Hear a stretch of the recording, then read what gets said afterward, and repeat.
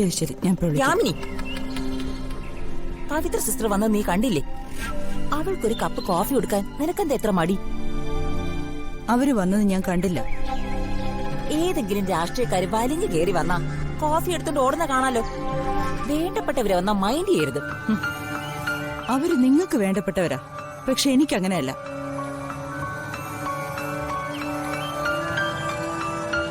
എടി, ഇനിയൊക്കെ ഞാൻ ശരിപ്പെടുത്തി തരാടി.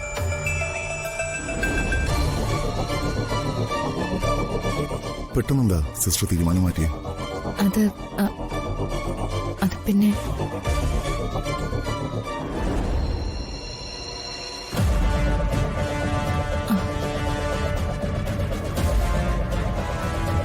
ഇതുപോലുള്ള തീരുമാനം ഇനി എപ്പോഴെപ്പോഴും മാറ്റുമോ?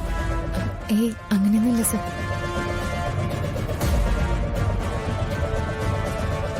ഒരു തീരുമാനം നമ്മൾ എടുത്താ അതിൽ തന്നെ ഉറച്ചു നിൽക്കണം. തല പോയാലും അതിൽ നിന്ന് മാറരുത്.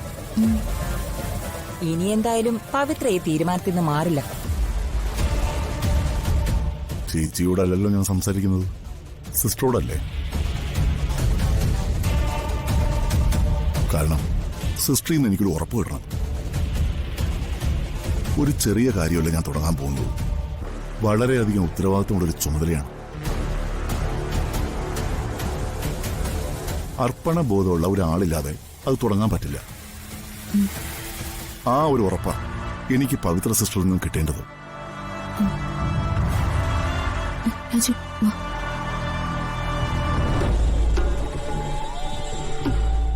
രാജു, അച്ഛൻ ചീറ്റ് ചെയ്യപ്പെടുകയാണല്ലോ.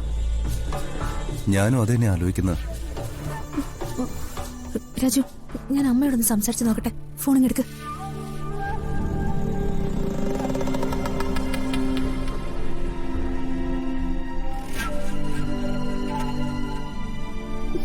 എന്താ?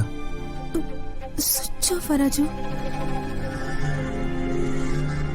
ഭരണരംഗത്ത് നിന്ന് ഞാൻ ഏറെക്കുറെ പിന്മാറിയിരിക്കുക.